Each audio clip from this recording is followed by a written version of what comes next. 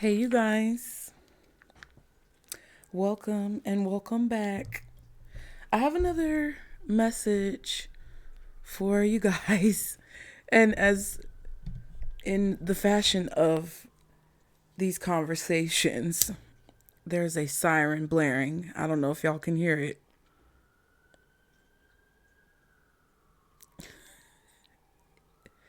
It never fails. Okay. Every time I turn on the camera, it never fails. And if you want to catch what's being thrown, you got to listen. If you want to see, you have to listen. Because this particular message is a little deep. And I want you guys to keep in mind that I never say anything for you to be scared. I only say it for you to be prepared. And being prepared doesn't necessarily mean that you'll be able to change or prevent what could possibly happen. It just means that you are prepared for it and you do what you can to keep yourself sane throughout the process of what's going on.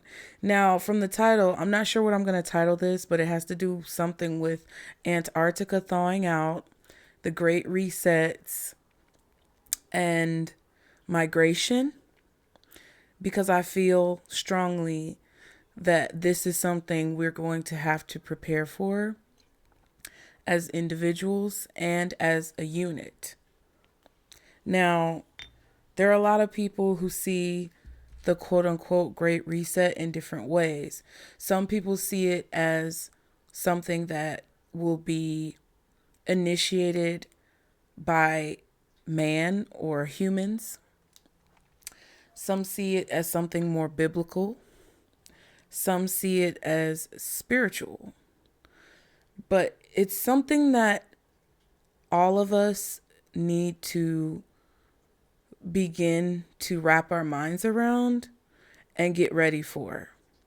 Now, specifically, when it comes to Antarctica, I want you guys to know that that bad boy is thawing out. And I'm not attempting to presume that I'm the first person to say any of these things.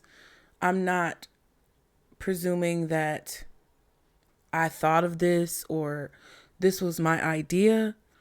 It's basically what we all kind of have in the forefront of our minds when it comes to the changes that we see in the world. So I don't assume to be the first person to say these things, and I don't presume to be the last person to say these things. But what I will say is that we're being given, because it's a gift, we are being given a window into what's to come by what's happening right now. And 2025 has not disappointed when it comes to the drama factor, because it started off with a bang, literally. Okay? There's a lot of things that have been going on. Things happening down south, things happening out west, things happening all over pretty much. And the car just started. That is a sign that things are starting. And you have to be prepared because it's already started. Now, interestingly enough, I was watching videos about things that were going on out west, and I have to use code to explain it because I don't want this video to get blocked. But with everything going on out west and how things are heating up out west, I was watching some videos about it, and I showed my oldest son.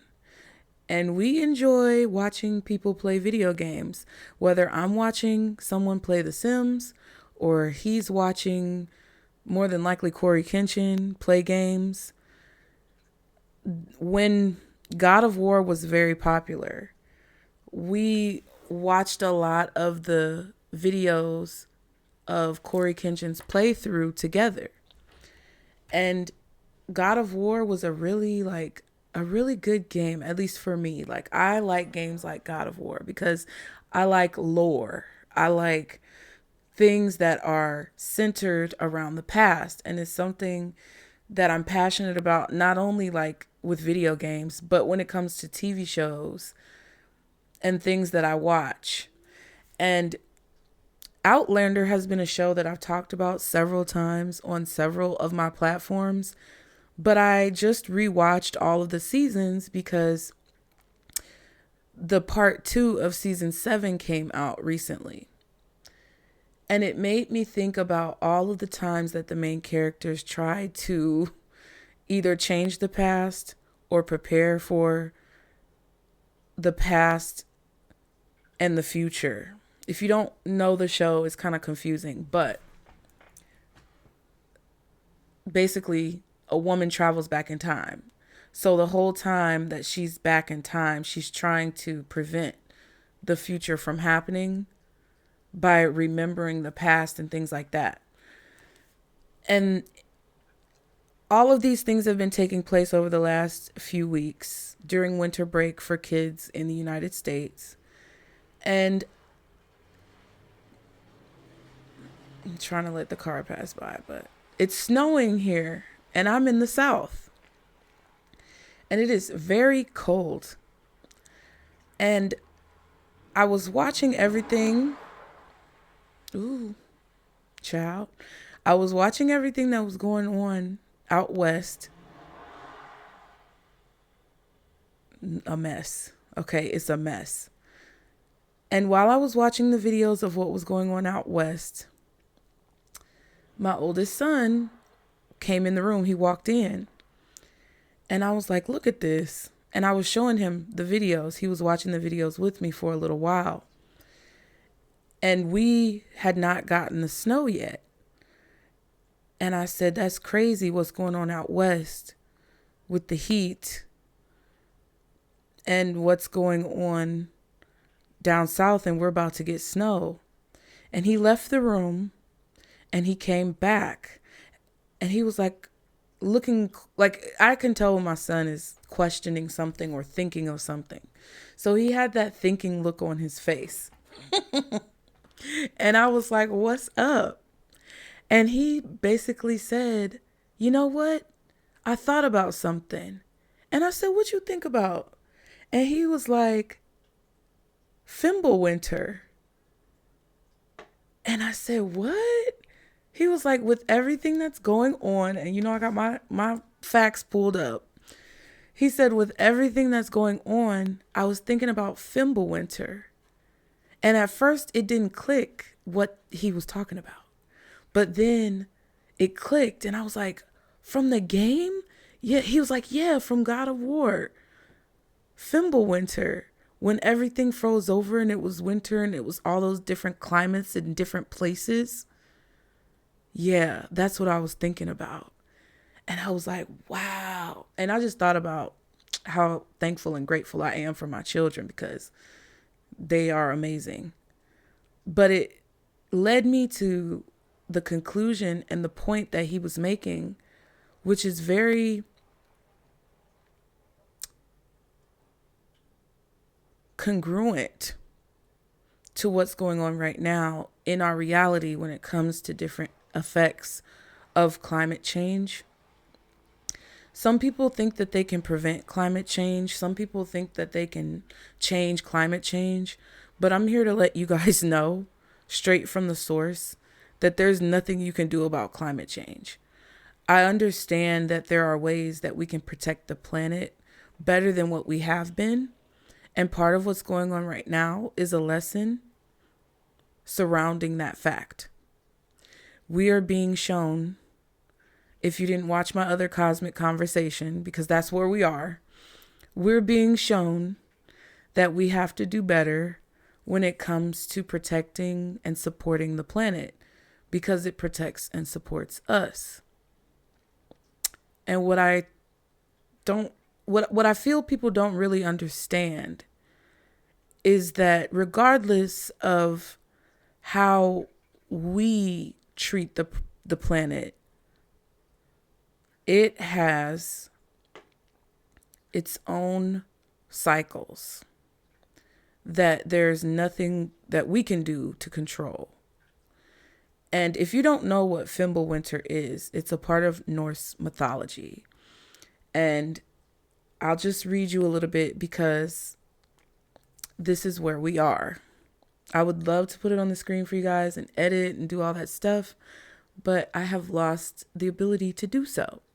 So this is, of course, going to be for y'all who can, keep up, okay? And you won't get distracted. But FimbulWINTER, okay, it's also a band, which I didn't know, but it's from Old Norse mythology, and it's a word, FimbulWINTER, I think, and it means mighty winter, and is the immediate prelude to the events of Ragnarok in Norse mythology, okay?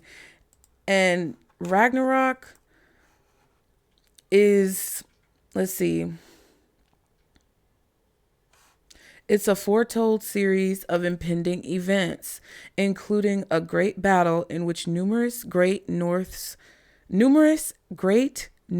mythological figures, try to say that fast, will perish, including the gods Odin, Thor, Tyr, Freyr, Heimdall, and Loki, right? And it will entail a catastrophic series of natural disasters, including the burning of the world, and culminate in the submersion of the world underwater. After these events, the world will rise again, cleansed and fertile. The surviving and returning gods will meet, and the world will be repopulated by two human survivors. Lif and Lips, see, I don't know how to say that. Two people, okay? It's an important event in Norse mythology and has been the subject of scholarly discourse and theory in the history of Germanic studies. Now, a lot of people have been talking about the Great Reset, all these types of things. But when you go back to FimbulWINTER, it says that it's a harsh winter that precedes the end of the world and puts an end to all life on Earth. Now, I know this sounds negative. Sounds pretty negative, okay? I know it sounds bad, but you need to stick with what I'm trying to explain so that we can be prepared, not scared, okay? And you may think, how negative of you, lady, to be on here saying these things. How counterproductive are you to be on here saying these things? Well, I don't want to be on here saying these things. These are things that throughout my meditation and prayer of situations going on around me and my consultation with the Most High Source that I believe is the one true God, okay? That these things are going to happen regardless of how much we hope that they don't.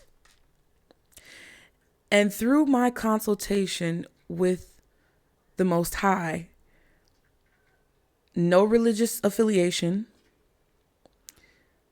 I have been advised to advise you on a series of things that you should know, okay?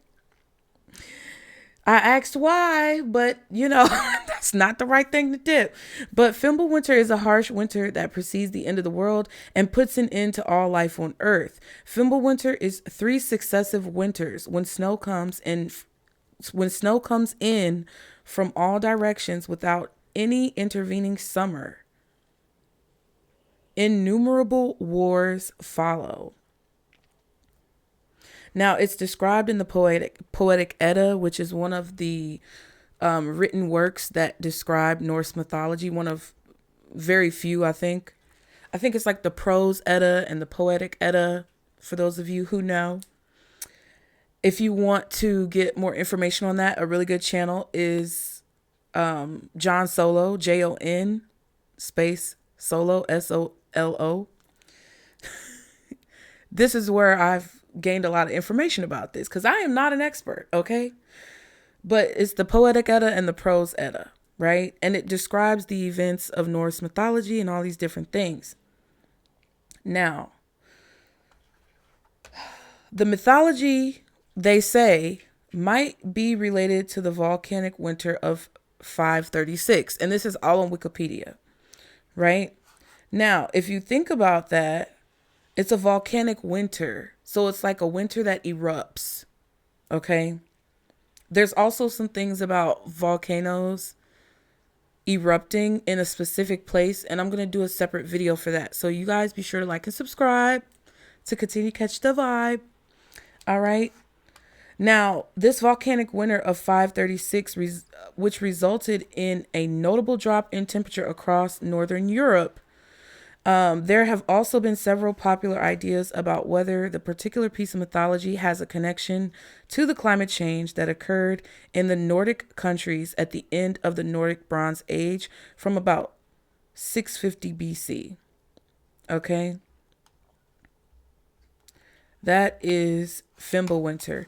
Now, if you look at the volcanic winter of 536, it was the most severe and protracted episode of climate cooling in the northern hemisphere in the last 2,000 years.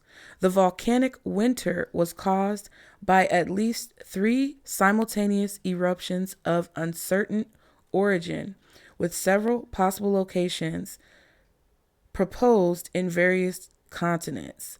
Modern scholarship has determined that in early CE 536 or possibly late 535, an eruption ejected massive amounts of sulfate aerosols into the atmosphere, which produced the solar radiation reaching the Earth's surface, okay, and cooled the atmosphere for several years. In March 536, Constantinople began experiencing darkened skies and lower temperatures. Okay. And there were different signs that they had about this. There was some things about the sun's rays were weak and they appeared a bluish color. At noon, no shadows from people were visible on the ground. The heat from the sun was feeble. The moon, even when full, was empty of splendor. Sorry. Okay, so it wasn't, I guess it was dull. Okay. A winter without storms, a spring without mildness, and a summer without heat. Prolonged frost and unseasonable drought. The seasons seem to I'm a little dyslexic, I think. The seasons seem to be all jumbled up together. The sky is described as blended with alien elements. Just like cloudy weather, except prolonged.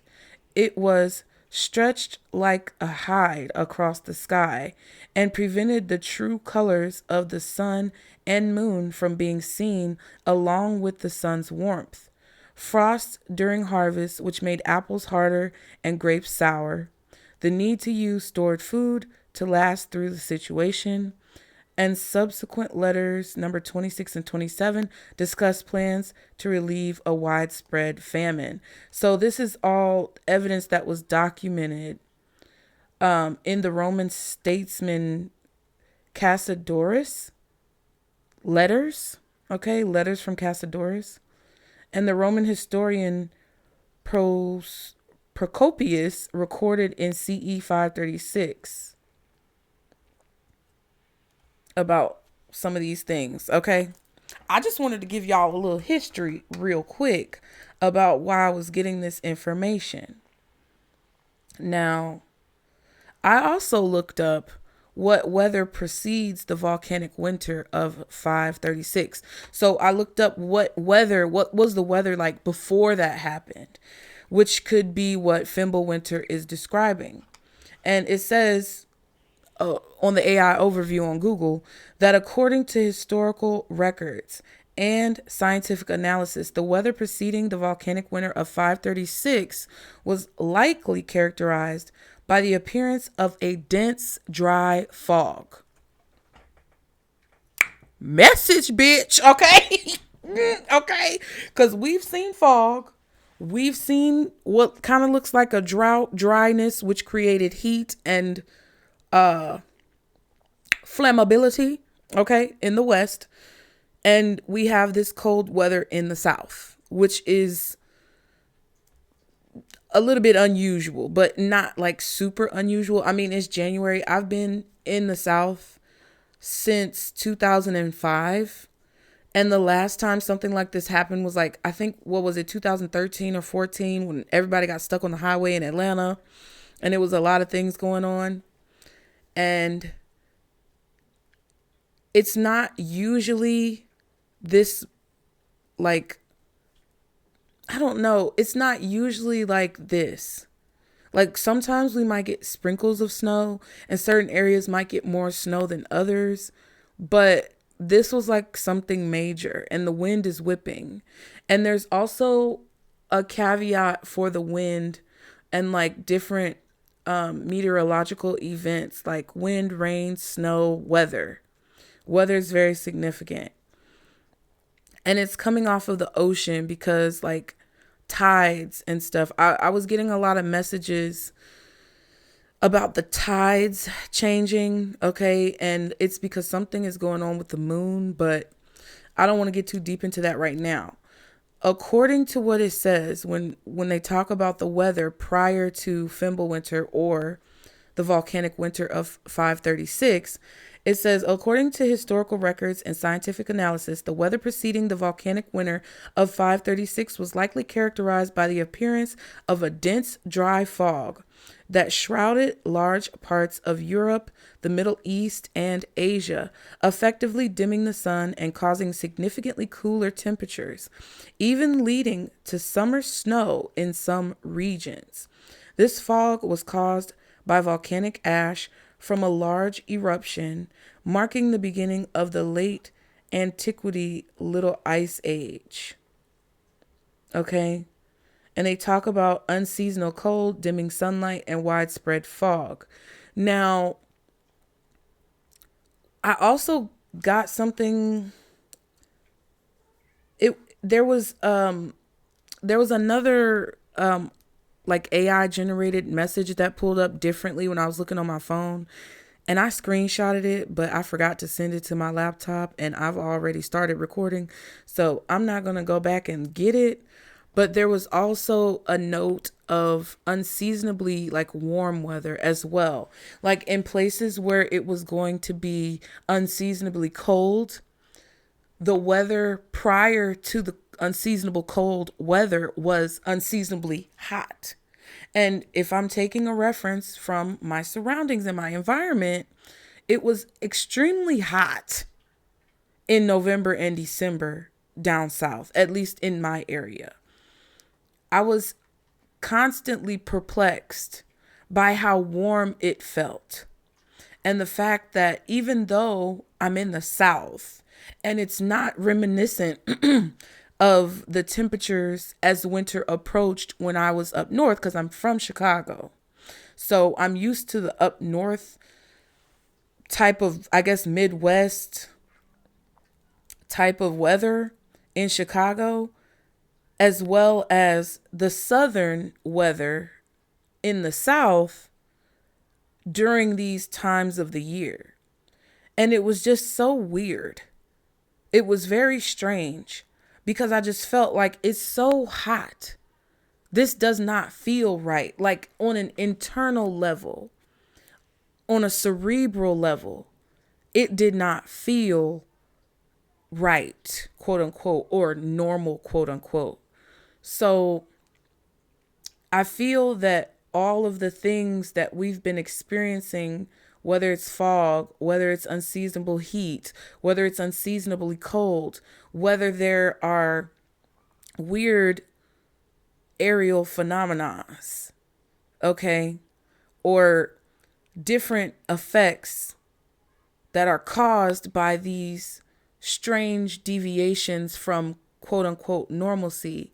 It's all a sign that is trying to let us know and get us prepared for what we may be experiencing in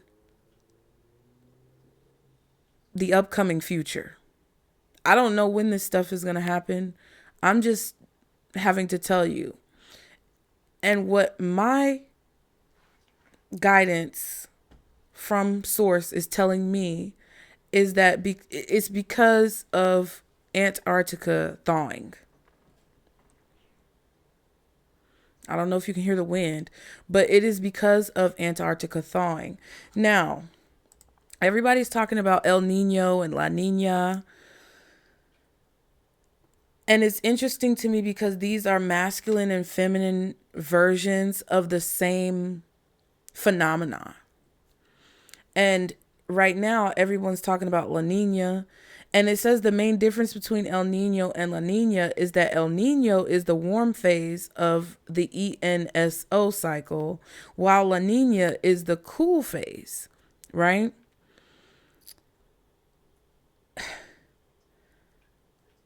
And I just feel, it was funny, I was talking to my people, and one of my friends said that it's El Nino, right? Because I was talking about the snow. And I told her, stay safe, boo.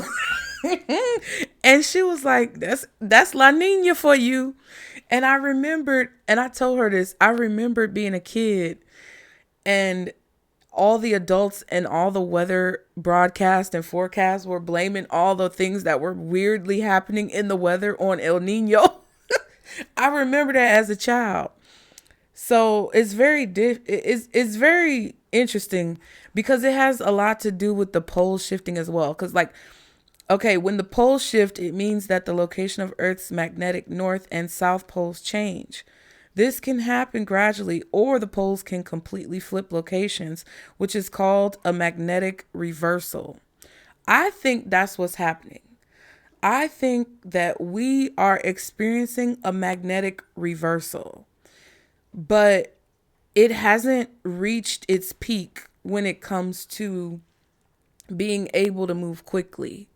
We're only seeing a small window into what's going to happen as things proceed when it comes to the scorching of Earth that has happened in the West. Okay? This is only a window or a portal to be able to see what will be to come. And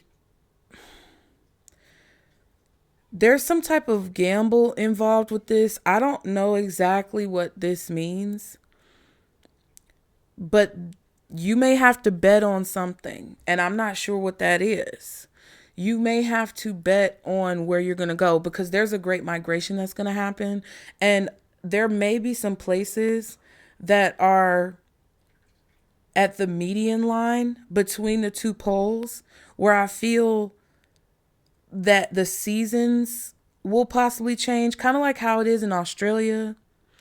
Like their wintertime is hot and their summer is cold, according to like how it relates to Western society. And I believe that that's going to flip. I believe that there's going to be a time that we're moving into where things are going to be one set temperature for a while in places where the temperature usually fluctuates, because it's bringing in that shift. So if it's seasonably warm or seasonably cold wherever you are, you will more than likely, for the majority of time that it's usually warm, experience cold weather, and vice versa. And eventually it's going to lead to the point where the weather's just completely flipped once everything settles.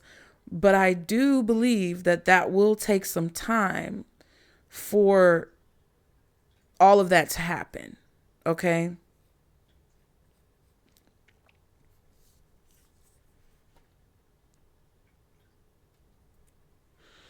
The North Pole and the South Pole is also significant.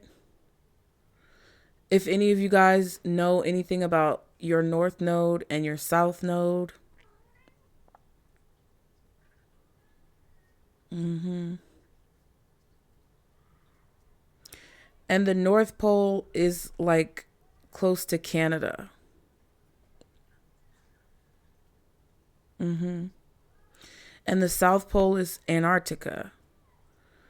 And that always confused me too as a child, because I was confused because I always thought that the South was hot or hotter and the North was colder, because living in Chicago versus living down south, the South is always hot and the North is always cold.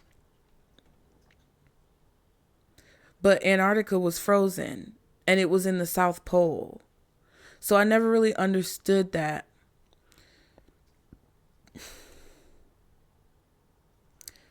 But there's definitely going to be things freezing over. I just want you guys to understand that your comfort level is going to be challenged. And everyone who's been like prepping, and, you know, people make fun of preppers and things like that. But, you know, they have the bug out bags and they have all of the things to prepare for these types of situations, whether they have to shelter in place or leave at the drop of a dime. However, I feel that it would be necessary to not judge, because there could come a time where either you have to do what those people prepare to do, or where you're going to need the help of those people who've prepared. Because this is something that is going to affect all of us. And there's really nothing that any of us can do to change it or avoid it. Okay? Now, there was an interesting article that I found about climate change and how it's thawing an ancient Antarctic river. And I'm just going to show you guys, because I have a few cards out here. You heard the fireworks? This river card and the frigid realms card. This is not a reading. This is more of like a prophetic message. But I pulled those cards before I found this article. And I was like, that's crazy. There's going to be rivers that I feel like are freezing over. And again, there's a river that's thawing out in Antarctica. So just listen, y'all. Be ready for the poles to shift. I also feel like there's going to be a flow of resources that is frozen or cut off.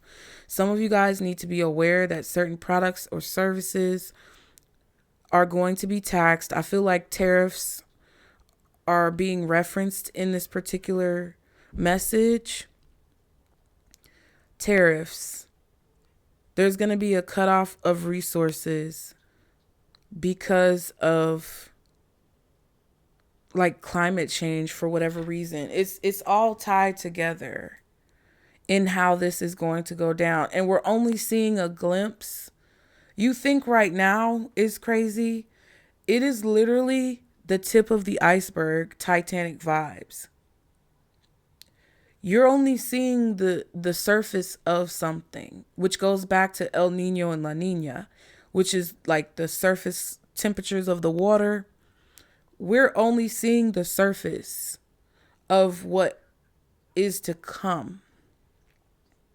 And it's not to be afraid, but it's like if you remain in a place of delusion about what this means, and you consider yourself to be immune from this, or you consider yourself to be better than another person, you're going to have problems. If we do not combine or come together as a community, we are going to have problems. As you move through your life in the next few weeks and months, you have to understand that this situation is being manipulated for the benefit of those of us who have the authority to manipulate it. Again, these situations are being manipulated by those of us who have the authority to manipulate. And it's not because they want you to do something specific. I mean, it is, but it's not. What it boils down to is that they're scared. They're all scared. And we're going to talk about that as well. But I wanted you guys to know that there are a lot of things that may change. Places that were frozen are going to thaw. Places that are thawed are going to freeze. And there's going to be a whole lot going on in between. What's important for you guys to do right now is, first of all, keep your head on straight. Stop letting all of this crap that people are saying and talking about who know nothing about anything. Stop letting them affect the way that you see the world, the way that you feel about yourself, and the way that you view your fellow human. Stop allowing the influence of fools and idiots to cloud your judgment when it comes to the way that you process information. Use your inner compass. I'm telling you right now, this is a strong warning. Use your inner compass. And just because someone says to go here or go there, or to do this or do that, does not mean that it's the best, most productive thing for you or your family. And I'm not saying to avoid warnings from the authorities who are properly trained on situations. But what I'm saying is, don't allow fear-mongering to move you into a position that inevitably may cause your demise. All right. So that's all I have right now. Be sure to like and subscribe to continue to catch the vibe. And I will see you guys. Get in the comments. Let me know what you guys think. And I love you. Bye.